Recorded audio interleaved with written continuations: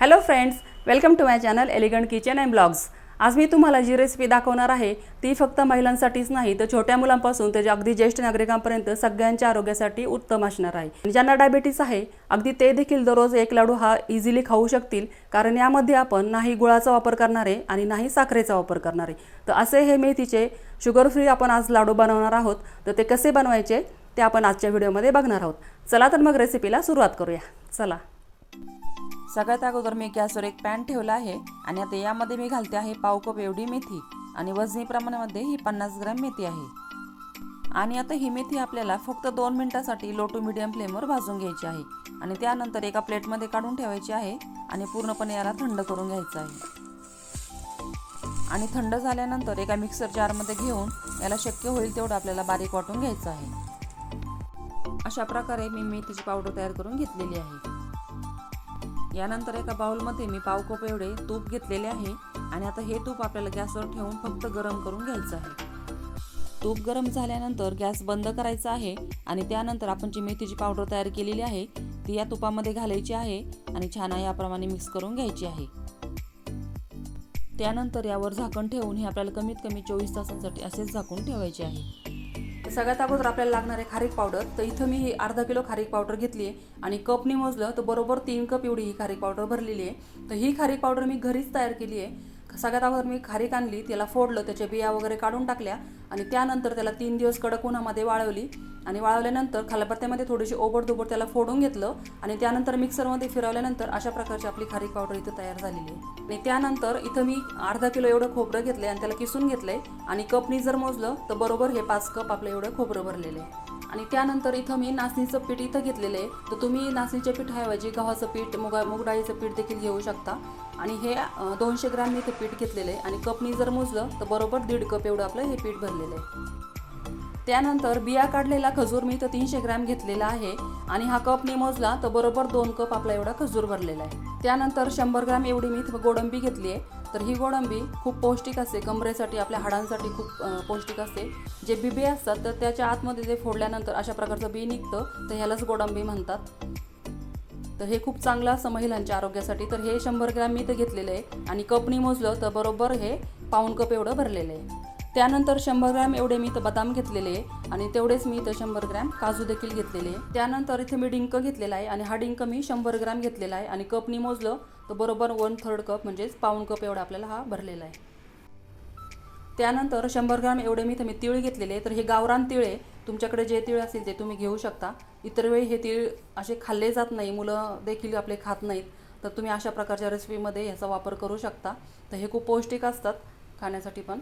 तर हे 100 ग्रॅम घेतले आणि कपनी मोजलं तर 1/3 कप म्हणजेच पाऊण कप एवढे भरलेले आहेत। त्यानंतर इथं मी हे जवस घेतलेले, तर हे पण 100 ग्रॅम घेतले आणि कपनी मोजलं तर 1/3 कप म्हणजेच पाऊण कप एवढं भरलेले आहे। आणि इथं आपण जी काल मेथी भिजत घातली होती 1/4 कप तूप घेऊन, तर ती आहे इथं भिजलेली। 24 तासानंतर आपण आता हा पुढचा व्हिडिओ बनवतोय।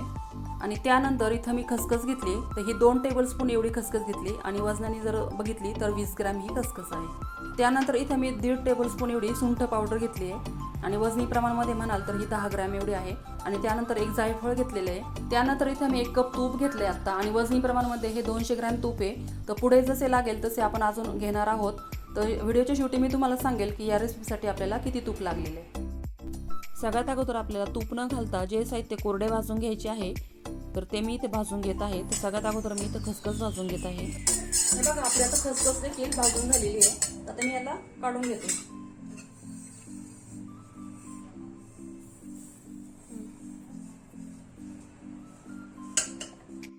त्यानंतर तीळ भाजून घ्यायचे आहे आणि सर्व साहित्य आपल्याला लो टू मीडियम फ्लेमवरच भाजायचे आहे। हाय फ्लेमवर कुठलाही साहित्य आपल्याला भाजायचं नाही आहे। हे बघा, आपले आता तीळ देखील भाजून झालेले आहे, तर याला देखील मी आता काढून घेते।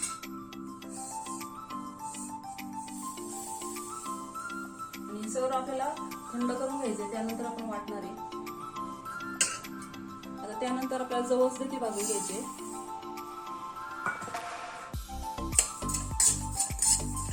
बघा, आपल्या जवस देखील छान भाजून झाले, छान तडतडल्याचा आवाज येतो। आता हे देखील आपल्याला काढून घ्यायचे आणि थंड करण्यासाठी ठेवायचे।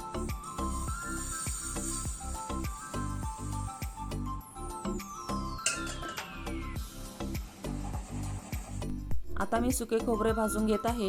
एका वेळी सगळं कढईमध्ये घातलं तर ते हलवता येणार नाही व्यवस्थित आणि भाजले देखील जाणार नाही, म्हणून मी हे 2 बॅचमध्ये भाजून घेणार आहे. आणि हे देखील आपल्याला लो टू मिडियम फ्लेमवरच, पण याचा कलर चेंज होऊ द्यायचा नाही आपल्याला. थोडंसं लाईट गोल्डन कलर आला की हे आपल्याला एक ताटामध्ये काढून थंड होण्यासाठी ठेवून द्यायचं आहे. हे बघा आपलं खोबरं आता भाजून झालंय. यापेक्षा जास्त डार्क करायचं नाही आपल्याला. आता मी हे ताटामध्ये काढून घेते थंड होण्यासाठी.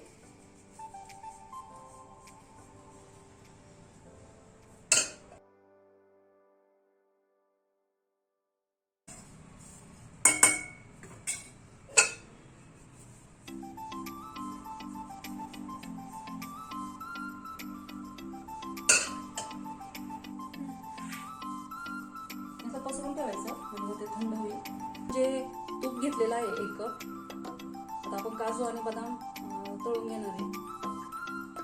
तिथे मी 4 टेबलस्पून एवढं तूप घातले. आता आपलं तूप गरम झालंय तर त्यामध्ये मी आता सगळ्यात अगोदर इथे मी काजू तळून घेणार आहे. हे बघा आपले काजू देखील आता लाईट गोल्डन कलर आलेला आहे. आता आपण काढून घेऊया.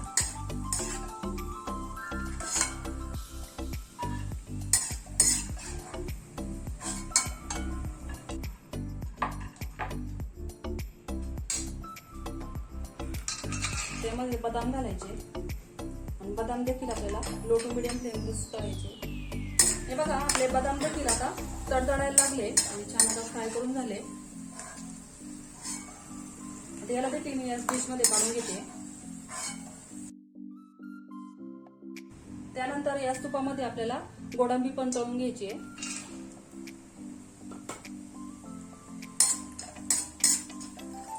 तुम्ही बघू शकता मी फक्त इथं 4 टेबलस्पून एवढं तूप घेतलं होतं, त्यामध्येच आपलं हे तळून होतं सगळं. हे बघा आपली गोडांबी देखील आता फ्राय करून झालेली आहे. आता याला देखील आपण काढून घ्यायचंय. अशा प्रकारे आपल्याला पसरून ठेवायचं म्हणजे लवकर थंड होईल. इथे तुम्हाला तुपाला डार्क ब्राऊन कलर आलेला दिसत आहे, तर हे तूप खराब नाहीये. तर आता आपण त्यामध्ये जी गोडांबी तळलेली आहे तर त्या गोडांबीचा जो नॅचरल कलर आहे तो या तुपामध्ये उतरलेला आहे. आणि आता याच तुपामध्ये आपल्याला खारी पावडर देखील भाजून घ्यायची आहे. हे बघा आपली आता खारी पावडर देखील भाजून झाली छान. आता मी ते परात घेतली. आता या परातीमध्ये मी हे काढून घेणार आहे.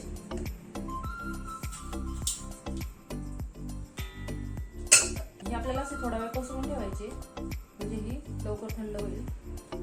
आणि आता कढईमध्ये मी तूप घालते. आता आपण डिंक तळून घेणार आहे. एकदम सगळं तूप न घालता थोडं थोडं घालायचं आणि थोडं थोडं डिंक तळून घ्यायचं. जसं लागेल तसं वापरायचं.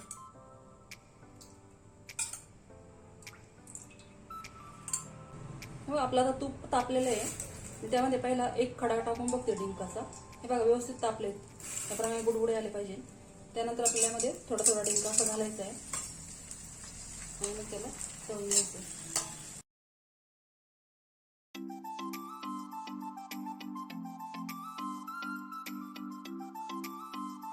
बघा अशा प्रकारे मी सगळा डिंक तळून घेतलाय. आणि याच कढईमध्ये आपल्याला घालायचं आहे नाचणीचं पीठ. जे राहिलेलं तूप आहे त्यामध्येच मी हे पीठ भाजून घेणार आहे. आता तुम्ही इथे तुम्हाला नाचणीचं पीठ नसेल घालायचं तर यामध्ये तुम्ही गव्हाचं पीठ किंवा मूग डाळीचं पीठ देखील घालू शकता. बघा हे थोडंसं कोरडं वाटतंय मला, मग यामध्ये मी थोडंसं तूप घालते. सुरुवातीला आपण जे 1 कप तूप घेतलेलं आहे त्यामध्येच घालते. नंतर पुढे जसे लागेल तसे आपण परत घेणार आहे. 3 टेबलस्पून तूप घेतलं.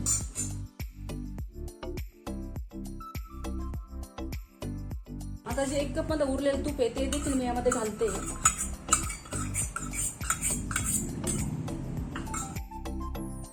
बघू शकता आता तुम्ही हे असं कढईला सोडल्यासारखं जे गोळे व्हायला लागतात, तूप सोडायला लागतं ते हे बघू शकता. ही स्टेज आली की आपल्याला हे काढून घ्यायचंय. ज्यामध्ये आपण खारीक पावडर काढली आहे तर त्यामध्येच मी आता काढून घेते.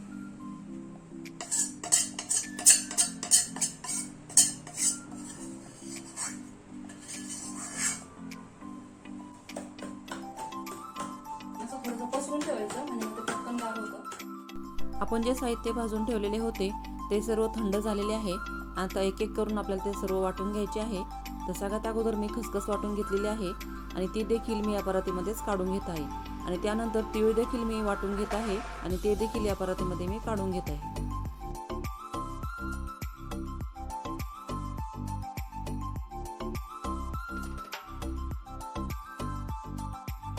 तीळ वाटून झाल्यानंतर मी जवस वाटून घेत आहे आणि तेही या परातीमध्ये मी काढून घेत आहे.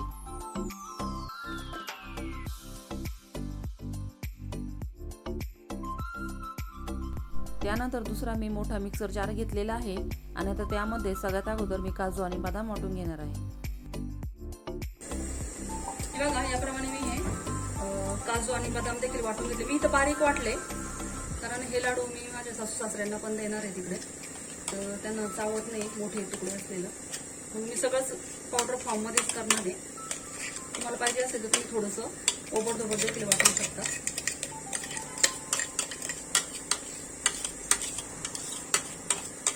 त्यानंतर मी गोडांबी वाटून घेत आहे.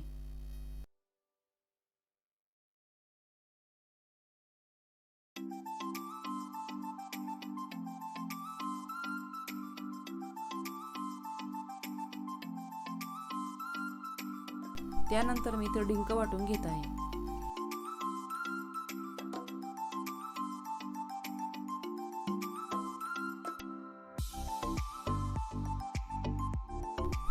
यानंतर मी खोबरे वाटून घेत आहे. तर हे खोबरे जास्त असल्यामुळे हे मी 2 ते 3 बॅच मध्ये वाटून घेणार आहे.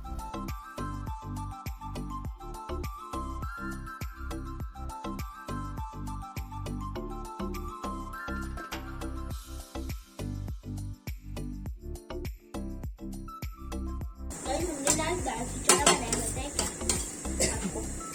उसकी रेसिपी चाहिए क्या आपको? कमेंट में बताना. ये 5th स्टैंडर्ड से सब खाना बनाती हूँ. इसको मतलब ये मेरी मम्मी ने मुझे ट्रेन किया है. 6th स्टँडर्ड से नाही बनवणार. 5th स्टँडर्ड 5th हो तेव्हापासून 10वी पासून बनवती.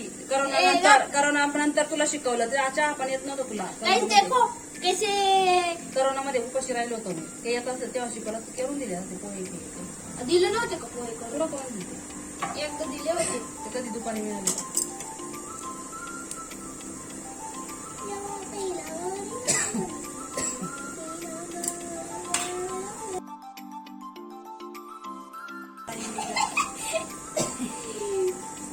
कैसे हाथ धो रही है? रुको जरा सबर करो. फिर ये भाग के ले जाएगी. ये देखो चलिए बाय बाय. मम्मी. बघा अशा प्रकारे मी आता सगळं खोबरं देखील वाटून घेतलंय. 3 बॅच मध्ये मी वाटलेलं आहे खोबरं. मेरी हिंदी जरा कमजोर आहे. कमजोर है, इसीलिए मैं मराठी शब्द की वापर करती हूँ, यूज करती हूँ और इंग्लिश शब्द की. So ignore it. Recipe shoot करताना माझी आणि माझ्या मुलीची अशीच कॉमेडी चालत असते, तर त्याच्या थोड्याशा क्लिप्स मी बिहाइंड द सीन म्हणून ॲड केलेल्या आहेत. त्या जर तुम्हाला आवडल्या तर मला कमेंट करून नक्की सांगा. आता मी खजूर मिक्सरमध्ये फिरवून घेतलेला आहे. त्यानंतर तो मी एका ताटामध्ये काढून ठेवत आहे आणि यानंतर सेकंड बॅच देखील मी याचप्रमाणे वाटून घेत आहे.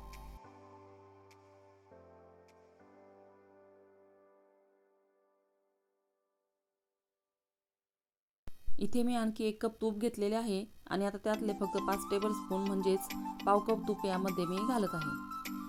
आणि आता तूप गरम झाल्यानंतर आपण जो मिक्सरमध्ये वाटून घेतलेला खजूर आहे तो यामध्ये घालायचा आहे. आणि आता हा खजूर आपल्याला सॉफ्ट होईपर्यंत परतून घ्यायचा आहे. खजूर सॉफ्ट झाल्यानंतर आपण जी मेथी तुपामध्ये भिजवून ठेवलेली होती ती यामध्ये घालायची आहे.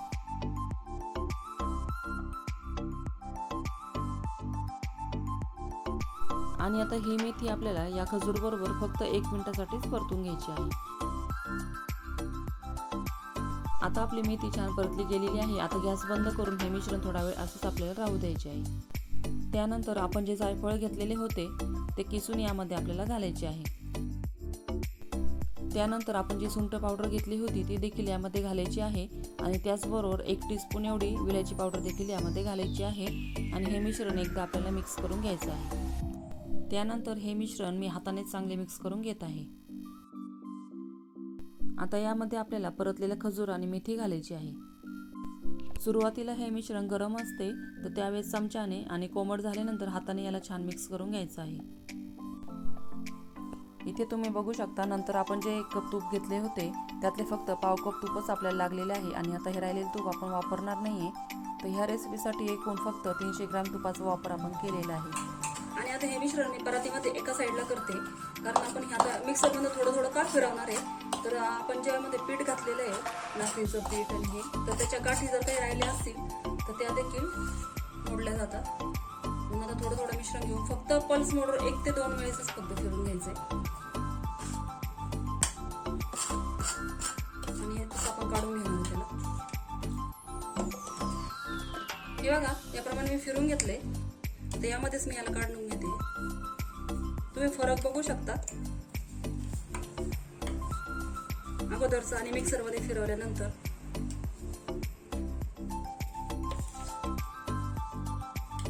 असंच आता याप्रमाणे मी सगळं राहिलेलं मिश्रण देखील वाटून घेते. अशा प्रकारे मी सर्व मिश्रण मिक्सरमधून फिरवून घेतलेले आहे. कोरडं झालेलं नाही आपलं मिश्रण, खूप छान झालंय आणि एकदम परफेक्ट मीडियम गोड झालेलं आहे. खूप जास्त गोड पण होत नाही. आपला भाजीचा जो घरातला चमचा असतो त्याने मी मेजर करून घेणार आहे 1-1 चमचा भरून, म्हणजे सगळे लाडू आपले जे आहेत ते एकसारखे आकाराचे होतात.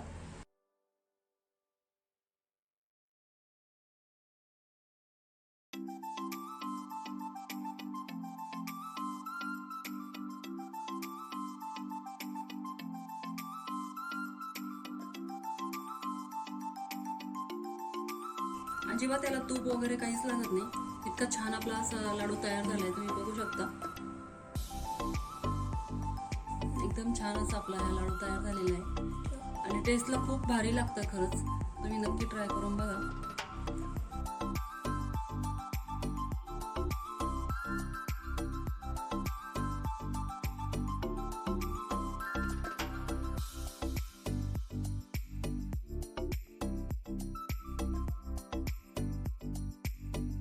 तर दुसरा लाडू देखील याचप्रमाणे मी करून घेतला.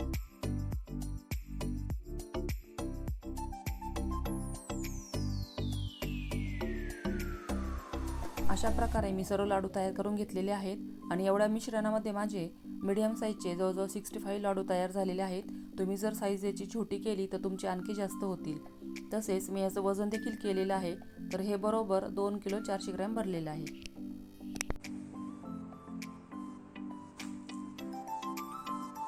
हे बघा किती सॉफ्ट झालेत आपले लाडू.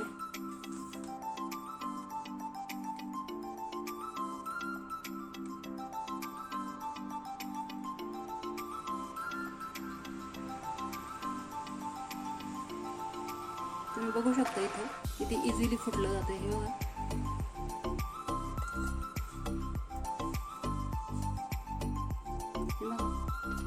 एकदम सॉफ्ट झालेत, अजिबात हार्ड होत नाही, कडक होत नाही. कशी वाटली तुम्हाला आजची ही मेथीच्या लाडूची रेसिपी मला कमेंट करून नक्की सांगा. आणि व्हिडिओ आवडला असेल तर व्हिडिओला लाईक, शेअर आणि चॅनलला सबस्क्राईब नक्की करा, जेणेकरून अशा सोप्या रेसिपीज यापुढे देखील तुम्हाला बघायला मिळतील. व्हिडिओ शेवटपर्यंत बघितल्याबद्दल सर्वांचे अगदी मनापासून धन्यवाद.